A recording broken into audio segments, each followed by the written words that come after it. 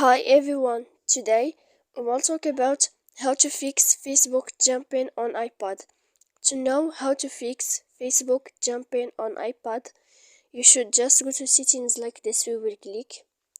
After that, in this page, you will go to apps, default apps, app settings. When you will see this list, you will go down to find the application of Facebook and you will enter. Then in this page, you will go to click force stop. When you will end this, you will enter to storage. After that, in this page, you will go to click clear cache, and then you will go to click clear data.